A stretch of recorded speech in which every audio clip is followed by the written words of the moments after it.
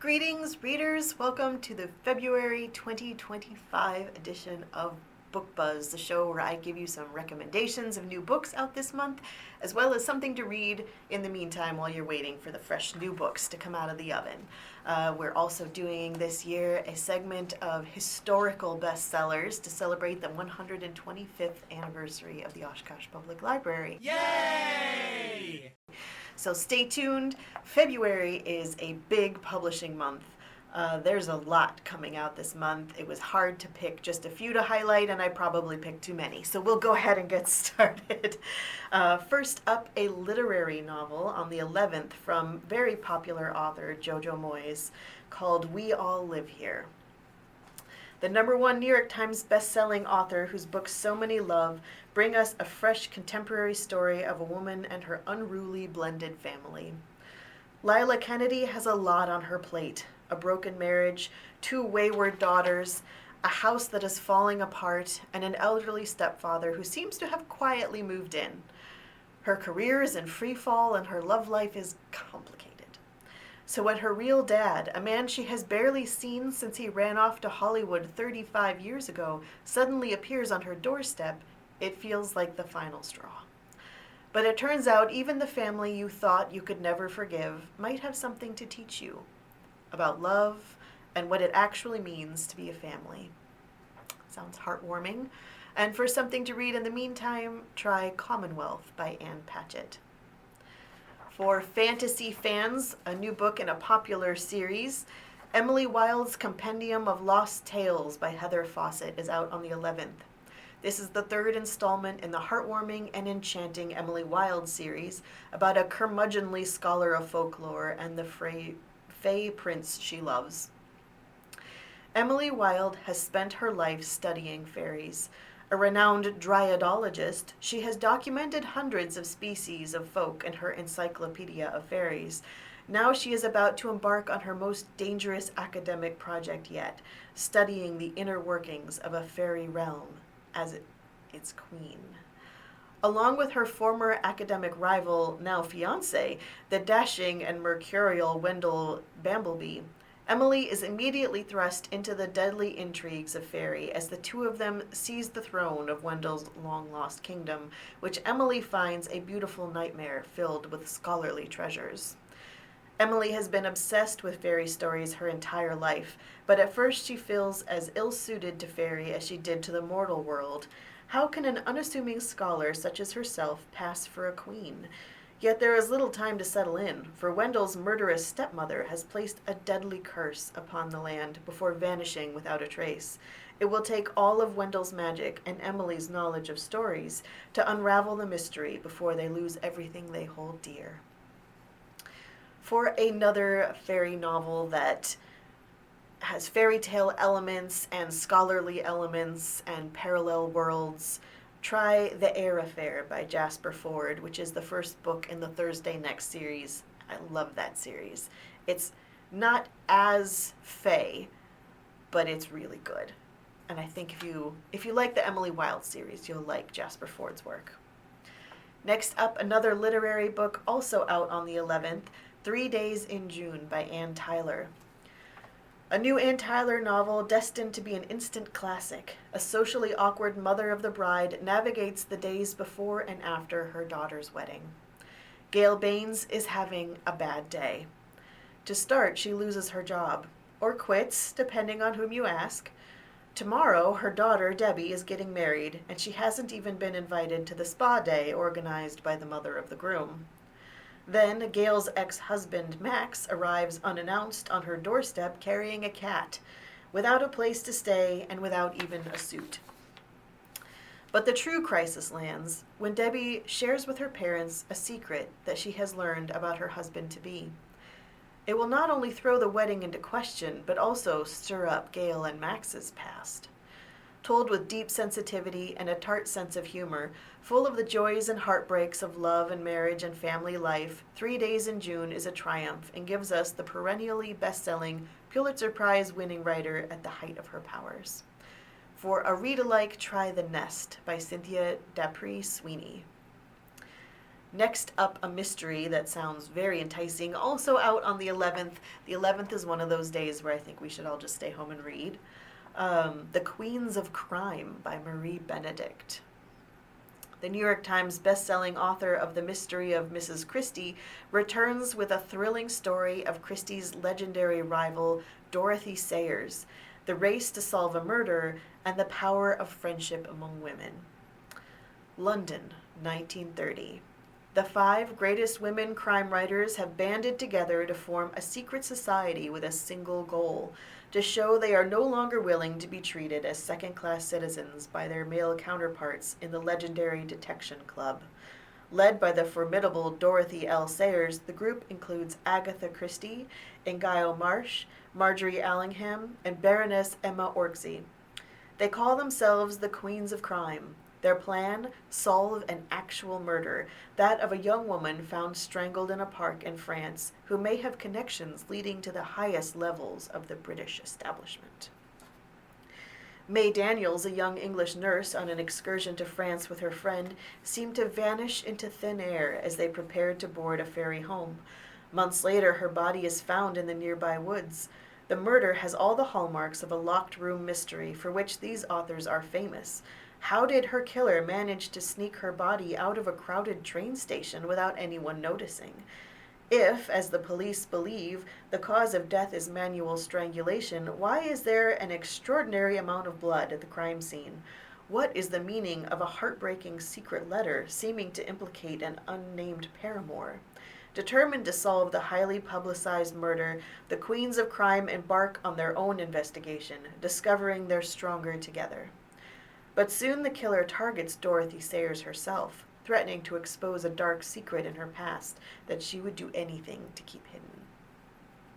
Inspired by a true story in Sayers' own life, New York Times bestselling author Marie Benedict brings to life the lengths to which 5 talented women writers will go to be taken seriously in the male-dominated world of letters as they unpuzzle a mystery torn from the pages of their own novels. Sounds extremely good. And for something similar to read in the meantime, try A Study in Scarlet Women by Sherry Thomas. Next up, a romance novel on the 4th from very popular romance author Tessa Bailey called Dream Girl Drama. A steamy chance encounter between a professional hockey player and the manic pixie dream girl he just can't seem to forget takes a turn when the pair realize that their parents are engaged. In an all-new rom-com by #1 New York Times bestselling author Tessa Bailey. When professional hockey player Sig Gothier's car breaks down and his phone dies, he treks into a posh, private country club to call a tow truck, where he encounters the alluring Chloe Clifford, the manic pixie dream girl who captivates him immediately with her sense of adventure and penchant for stealing champagne. Sparks fly during a moonlight kiss, and the enamored pair can't wait to see each other again. But when Sig finally arrives to meet his dad's new girlfriend over dinner, Chloe is confusingly also there. Turns out the girlfriend is Chloe's mother. Oh, and they're engaged. Sig's dream girl is his future stepsister. Though the pair is now wary of being involved romantically, Chloe, a sheltered heart prodigy, yearns to escape her controlling mother. Sig promises to teach her the ins and outs of independence in Boston, but not inside his bedroom.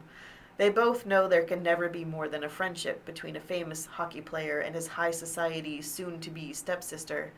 But keeping their relationship platonic grows harder amid the developing family drama, especially knowing they were meant for so much more. For a read-alike, try one of the many hockey romance rom-coms out there, like Hearts on Thin Ice by Kate Kennedy. Because if you like hockey romance, you've already read Icebreaker. Next up, something for the horror fans, and the book I am personally most excited about in 2025, called Victorian Psycho by Virginia Fiedo. From the devious author of Mrs. March comes a gruesome and gleeful new novel that probes the psyche of a bloodthirsty governess. Winifred Naughty arrives at Enzer House prepared to play the perfect Victorian governess. She'll dutifully tutor her charges, Drusilla and Andrew, tell them bedtime stories, and only joke about eating children. But the longer Winifred spends within the estate's dreary confines, and the more she learns of the perversions and pathetic preoccupations of the Pounds family, the more trouble she has sticking to her plan. Whether creeping across the moonlit lawns in her undergarments or gently tormenting the house staff, Winifred struggles at every turn to stifle the horrid compulsions of her past. When her chillingly dark imagination breaches the feeble boundary of reality on Christmas morning, Winifred is finally ready to deliver on her generous gifts. Wielding her signature sardonic wit and a penchant for gorgeously macabre, Virginia Fietto returns with a vengeance in Victorian Psycho. For a read-alike to try in the meantime, read The Death of Jane Lawrence by Caitlin Starling. Next up, a collection of short stories by the best-selling author of The Berry Pickers, Amanda Peters. This one's called Waiting for the Long Night Moon. In her debut collection of short fiction, Amanda Peters describes the Indigenous experience from an astonishingly wide spectrum in time and place, from contact with the first European settlers to the forced removal of Indigenous children to the present-day fight for the right to clean water. In this intimate collection, Amanda Peters melds traditional storytelling with beautiful, spare prose to describe the dignity of the traditional way of life, the humiliations of systemic racism, and the resilient power to endure. A young man returns from residential school only to realize he can no longer communicate with his own parents. A grieving mother finds purpose and healing on the front lines as a water protector. And a nervous child dances in her first Mawami. The collection also includes the Indigenous Voices award-winning and title story, Waiting for the Long Night Moon. At times sad, sometimes disturbing, but always redemptive, the stories in Waiting for the Long Night Moon will remind you that where there is grief, there is also joy. Where there is trauma, there is resilience, and most importantly, there is power.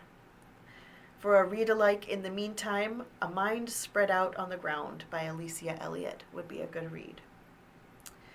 Next up for fantasy readers, on the 25th, we have a new Samantha Shannon book coming out. This one, highly anticipated, I know, called Dark Mirror. Oh, look, it says here, the highly anticipated 5th novel in the New York Times best-selling Bone Season series, an epic and spellbinding fantasy from the author of The Priory of the Orange Tree. Everything is about to change. Paige Mahoney is outside the Republic of Zion for the first time in more than a decade, but she has no idea how she got to the free world. Half a year has been wiped from her memory. Her journey back to the revolution soon takes her to Venice, where the Domino program has uncovered evidence of a secret Scion plan. Before Paige can return to London, she must help the network unravel the sinister Operation Ventriloquist, which threatens to bring Europe to its knees in weeks. And it soon becomes clear that the one person who could recover her memories, Arcturus Mesothrim, might also hold the key to thwarting Scion, allowing the revolution to strike an unprecedented blow. With his intricate world-building, slow-burn romance, and complex, ever-evolving, scrappy yet touching heroine, the Bone Season series shows Samantha Shannon at the height of her considerable powers. For something to read in the meantime, try the Red Rising series by Pierce Brown or Kushiel's Legacy series by Jacqueline Carey. Next up, we have a thriller by also fantasy author T.J. Klune, The Bones Beneath My Skin, coming out on the 4th. There's nothing more human than a broken heart. In the spring of 1995, Nate Cartwright has lost everything. His parents are dead. His only brother wants nothing to do with him, and he's been fired from his job as a journalist in Washington, D.C. With nothing left to lose, he returns to his family's summer cabin outside the small mountain town of Roseland, Oregon, to try and find some sense of direction. The cabin should be empty. It's not. Inside is a man named Alex, and with him is an extraordinary 10-year-old girl who calls herself Artemis Darth Vader. Artemis, who isn't exactly as she appears. Soon it becomes clear that Nate must make a choice, let himself drown in the memories of his past, or fight for a future he never thought possible. Because the girl is special, and forces are descending upon them who want nothing more than to control her. For a similar read in the meantime, try The Cabin at the End of the World by Paul Tremblay. Next up, a rom-com, romance, science fiction, genre-bending novel by Kimberly Lemming called I Got Abducted by Aliens and Now I'm Trapped in a Rom-Com. It's a very descriptive title. A hilarious and sexy romance about a woman who gets dropped on a strange planet only to fall for not one but two aliens, from the author of I Got Drunk and Yeeted a Love Potion at a Werewolf. Dorothy Valentine is close to getting her PhD in wildlife biology when she's attacked by a lion. On the bright side, she's saved. On the not so bright side, it's because they're abducted by aliens. In her scramble to escape, Dory and the lion commandeer an escape pod and crash land on an alien planet that has dinosaurs. This is a wild ride. Dory and her new lion bestie, Toto, are saved in the nick of time by a mysterious and sexy alien, Soul. On their new adventure, they team up with the equally hot, equally dangerous Locke, who may or may not be a war criminal. Whether it be trauma, fate, or intrigue, Dory can't resist the attraction that's developing in their trio. As this ragtag group of misfits explore their new planet, Dory learns more about how and why they've all ended up together, battles more prehistoric creatures than she imagined zero, and questions if she even wants to go back home to Earth at this hilarious and steamy alien romance adventure comedy romp. Very wild. So what's a read alike for this? Is there anything quite like this? Yes, there is. Try I Think I'm in Love with an Alien by Anne Aguirre. We'll flip around completely to a very literary novel out on the 25th by Linda Epstein called The Other March Sisters. Giving all the little women the stories they deserve at last, this imaginative historical novel and companion to the much-loved classic draws Meg, Beth, and Amy March from behind the shadow of Jo, Louisa May Alcott's alter ego and the author of Little Women, as vibrant and unforgettable characters grappling with societal structures, queer love, motherhood, chronic illness, artistic ambition, and more. A riveting reimagining for readers of March by Geraldine Brooks, Sarah Miller's Caroline, and Maggie O'Farrell's Hamnet. I'm sure you believe you know their story from reading that other book, which told you an inspiring tale about four sisters. It told you a story, but did it tell you the story? Four sisters, each as different as can be. Through the eyes and words of Jo, their characters and destinies became known to millions. Meg, pretty and conventional. Jo, stubborn, tomboyish, and ambitious. Beth, shy and good-natured, a mortal angel readily accepting her fate. And Amy, elegant, frivolous, and shallow. But Jo, for all her insight, could not always know what was in her sisters' thoughts or in their hearts. With Jo away in New York pursuing her dreams of being a writer, Meg, Beth, and Amy follow their own paths. Meg, newly married with young twins, struggles to find the contentment that Marmee assured her would come with domesticity. Unhappy and unfulfilled, she turns to her garden, finding there not just a hobby, but a calling that will allow her to help other women in turn.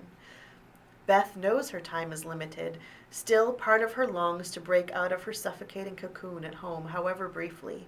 A new acquaintance turns into something more, offering unexpected, quiet joy. Amy, traveling in Europe while she pursues her goal of becoming an artist, is keenly aware of the expectations that she will save the family by marrying well. Through the course of her journey, she discovers how she can remain true to herself, true to her art, and true to the love that was always meant to be.